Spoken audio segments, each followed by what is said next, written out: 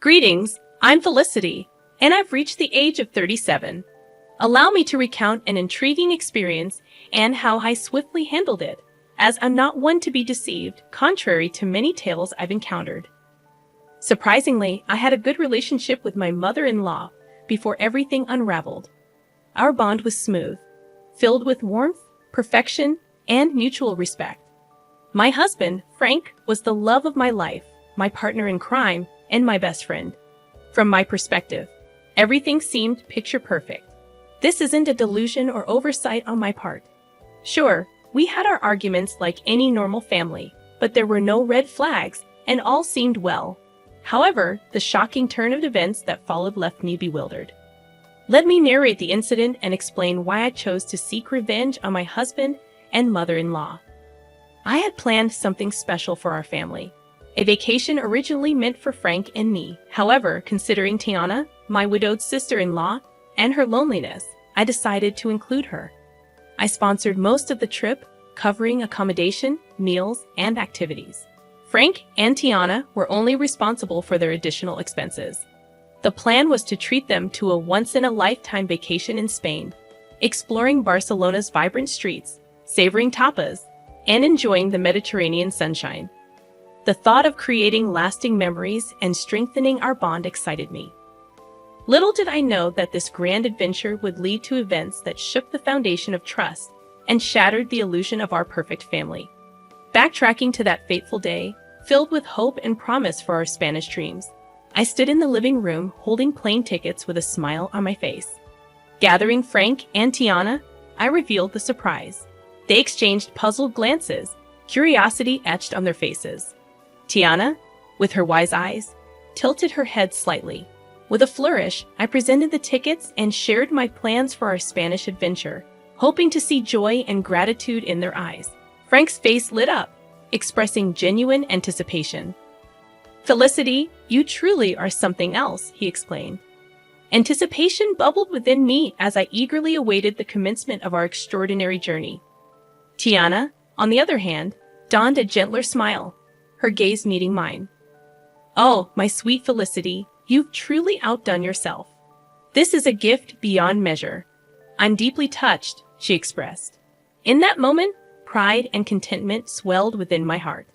Their reactions were a validation of the love and effort I had poured into this surprise. I had envisioned this vacation as the adhesive that would strengthen our bonds, creating unforgettable memories and fortifying the already seemingly unbreakable ties. However, as you might suspect, this tale takes a treacherous turn. Beneath the facade of our seemingly idyllic relationship, a complex web of deceit and betrayal lay in wait, ready to ensnare us all. When the truth unraveled, it would challenge the limits of forgiveness and test the very essence of family bonds. As planned, we boarded the plane, embarking on our 2-week adventure. The anticipation was palpable as we immersed ourselves in the vibrant streets and rich tapestry of Spanish culture. The first week unfolded seamlessly, with the flavors of paella, exploration of historic landmarks, and dancing to the infectious rhythms of flamenco. Laughter and joy filled the air, and I reveled in the belief that our bond was unbreakable. However, little did I know that a storm was brewing on the horizon, waiting to unleash its fury upon my unsuspecting heart. On a fateful Monday morning, as the sun bathed the city in golden hues, I woke up to find an empty hotel room. Confusion and a growing sense of unease gripped my heart. Frantically, I reached for the phone, dialing both my husband's and Tiana's numbers, hoping for an explanation.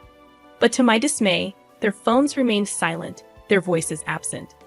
Fear began to claw at the edges of my mind as I searched the empty room for any sign of their presence. No notes, no bags, no traces of disturbances or struggle. Just an unsettling silence that hung heavy in the air.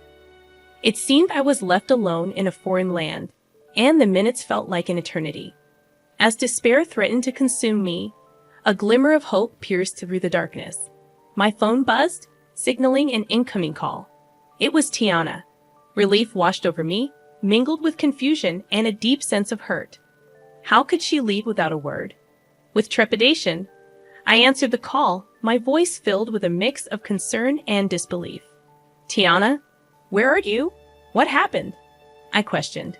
Tiana's voice, tinged with a strange mix of resignation and frustration, reached my ears. However, it wasn't the same sweet voice I had always known. It sounded colder. Felicity. I felt the need to return your calls since my phone was incessantly ringing. Oh, I'm sorry for disturbing you. I was just wondering where you two went. Your bags aren't here, and I was concerned that something bad had happened. With an indifference that shook me to the core, she uttered the next words, "We left you." But why? What happened? I couldn't bear to spend another week in your company, so I had to leave. Did I do something wrong? Yes. I mean, how could you be so dense? Dense? Excuse me. You sprung up this trip on me, practically forcing me to go with you. I couldn't remain disingenuous any longer. Let me spell it out clearly for you, Felicity. I don't enjoy your company. Sure, we can spend a couple of hours together at a family event, but 2 weeks?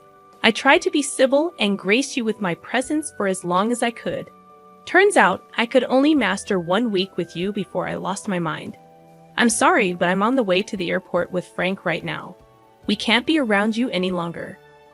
Shock reverberated through my core as the revelation struck me like a bolt of lightning, unraveling the threads of trust I had so naively woven. How could our seemingly unbreakable bond crumble beneath the weight of unspoken grievances? Questions flooded my mind as I grappled with this harsh reality. What had I done wrong? What exactly did I do to deserve such harshness? How did things escalate to this point? Was there no chance for reconciliation? Confusion and heartache intertwined within me, the pain of betrayal seeping deep into my soul. I didn't know you felt this way, Tiana, honestly. And you had no reason to. I always led you to assume that things were fine and dandy between us. Why not bring that up? Why not sit me down so that we could hash out whatever problem there was between us? Because if I'm being honest, I still don't know what I've done to wrong you. That's the thing. I just can't put my finger on it, but you just irk me. What? That's the most childish thing I've ever heard. You can't stand me just because of some inexplicable irk? Grow up, Tiana. I thought I offended you or something, but I didn't do anything wrong, right? Not necessarily, but it doesn't matter. What matters is how I feel about you, and I feel that you're annoying, and I just can't stand being around you. If that's the case, then why did you say yes to coming with us on this trip? Because it was a free trip to Spain. No one is going to turn down that opportunity. But as the days went by, I grew more and more tired of your antics. What antics, Tiana? What did I do that was so bad that you decided to leave me all alone in a foreign country?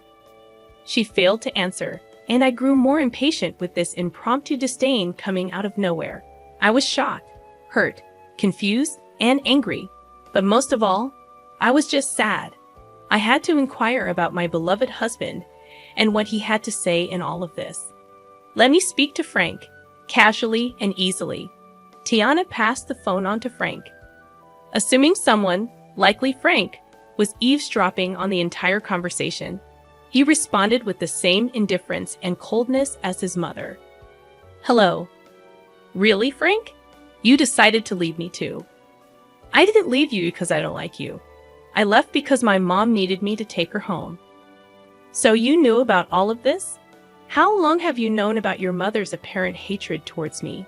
For some time now. I was hoping this trip would bring her closer to you, but I was wrong. Okay, but what I'm failing to understand is why none of you approached me about this. We're all adults, meaning if there's an issue, we solve it. It's not like we haven't had arguments in the past. We sat down and solved those arguments. What's different about this time? Frank failed to answer, mirroring his mother's earlier silence. The only thing I can safely conclude about this entire stupid debacle is that your mother hates me for a silly reason, which she knows isn't valid. Maybe she's jealous of me or something. Maybe I have something she can't have, and she knows she can't speak up about it without sounding foolish. So she's beating around the bush. Am I correct in assuming that? The resounding silence affirmed my assumption. Well, I can say that I'm honestly shocked. I didn't know that you too felt this way about me. I hope you have a safe flight back home. I cut the call, pacing around the hotel room, still trying to understand the issue. As I contemplated whether I deserved this treatment, I realized that 47 years on this planet had taught me that sometimes people hate for no apparent reason, driven by jealousy or bitterness. It's not uncommon, but the last people I expected this behavior from were my own family. After sobbing for some time, I had an epiphany, taking me back to the moment when I decided to take control of my destiny and seek vengeance against those who wronged me without cause. It was a pivotal moment that would forever change the course of my life. Wiping away my tears, a newfound determination welled up within me. I refused to waste any more precious emotions on their actions. It was time to show them they couldn't trample over my heart and get away with it. With trembling fingers, I dialed my childhood friend Arlo's number, knowing I could trust him with my darkest secrets. After pouring out my heart and explaining the painful betrayal, I cautiously asked if he could assist me in my quest for justice. Arlo, always the loyal and mischievous friend, listened intently, his voice filled with a mix of concern and excitement, reassuring me that he had my back. Felicity, my dear friend, you're a force to be reckoned with, and you know you can count on me for anything and everything. So, what are you planning on doing? Well, Arlo, you know how your construction company always has excess sawdust. Yes, it can be quite a hassle to get rid of sometimes. I believe I've found the perfect use for it. His curiosity piqued. I unraveled my plan like a carefully crafted script, detailing how we would execute the ultimate act of retaliation. Bags of sawdust would be delivered to Tiana's house, infiltrating every corner and crevice, leaving an indelible mark of chaos and betrayal. Arlo couldn't help but smile at the brilliance of my idea, a subtle yet impactful reminder to Tiana of the stress she had unleashed upon my life.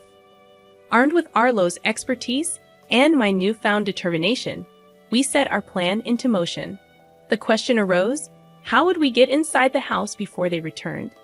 You need to get the spare key hidden under the potted plant on the patio. Then you'll be in. Wow, you thought of everything, huh? I'm not one to be played with. I think I'm a reasonable woman, but if they want to go lower and act childish, then I'll go even lower. Atta girl. As the hours passed, anticipation swirled within me. Arlo assured me that the mission was complete, and soon, I would witness the fallout of our carefully orchestrated chaos. Then, like a sweet melody in my ear, my phone chimed with a message from Arlo. I eagerly opened the pictures he had sent, revealing a sight to behold. Tiana's once pristine home now resembled a post-apocalyptic wasteland, drowned in a sea of sawdust. Every nook and cranny had been touched by our mischievous hands, a scene straight out of a surrealistic painting, an embodiment of the chaos that had unfolded in our lives. I called Arlo, and his laughter echoed through the phone. I couldn't help but join in. It was a cathartic release, a shared moment of triumph against those who had betrayed me. I expressed my heartfelt gratitude to Arlo, acknowledging his willingness to tread the path of mischief with me. He simply said, "Naughty can be so satisfying, my friend." As the clock ticked away, I could feel the tension building within me. How would Frank and Tiana react when they walked through the doors of their once-beloved home? The anticipation was almost unbearable, a heady mix of nerves and vindication. I couldn't help but relish in the thought of their bewildered faces and disarrayed emotions. Hours later, my phone erupted with frantic energy. It was Frank, his voice laced with panic and disbelief as he described the chaotic scene that awaited them, the sawdust-covered house standing as a testament to their betrayal. My heart danced with wicked delight as I listened to his exasperated voice. At that moment, I knew that the message had been received loud and clear. Their actions had consequences, and the chaos they had sown had come back to haunt them. Felicity, it's just awful. Mom is in hysterics. I decided to reveal the part I played in this and said, "It serves both of you right. How could you leave me here alone without a valid reason, no less?" "Wake, Felicity, was this your doing?" The wailing and panic in the background stopped, and instead, I approached Frank's phone. I heard my mother-in-law say, "Give me that," before shouting in my ear, "How could you do this to us?" To me. I have no idea what you're talking about. Have you considered that this is just your karma? Oh, come on, Felicity. We all know it was you. Who else would have access to my home? It's very easy to break into someone's home nowadays, Tiana, especially if you don't have any security cameras installed, which, by the way, you should seriously consider doing to prevent things like this from happening again. Honestly, Felicity, how can you do this to us? When are we supposed to sleep? This sawdust is making my lungs ache. Oh, that's right. You probably forgot to get the keys to my house, huh? Well, that's a shame. I'm guessing you two are going to have to stay in yet another hotel. But for how long? Until I decide to come back from my vacation, I guess. I mean, I paid for 2 weeks after all, and who knows, I might feel greedy and decide to extend my stay. Frank then took the phone from Tiana, and she began to bawl once again, mourning her ruined furniture. Felicity, this was foul. How could you do this? I don't know why you're assuming that I had anything to do with this. I mean, how could I? I'm currently relaxing in the hotel jacuzzi. How could I have done this?